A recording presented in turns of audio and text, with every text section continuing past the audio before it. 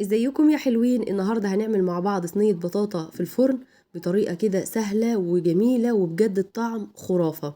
اول حاجة كده جبت البطاطا بتاعتي وغسلتها وقشرتها وقطعتها طرنشات كده وحطيتها في الصينية، رصيتها بالشكل ده كده، ولازم يبقى سمكها تخين شوية.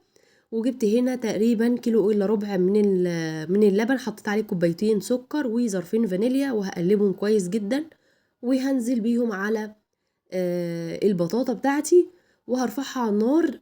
تقريبا هتقعد نص ساعة بالكتير وهتبقى استوت. طبعا حطيت معلقة سمنة بلدي كده محترمة، هنا كوباية لبن وعليها معلقة سكر ومعلقتين 3 كبار كده من النشا. قلبتهم على البارد وبعدين حطيتهم على النار، ولما تقلوا حطيت 3 معالق من القشطة البلدي.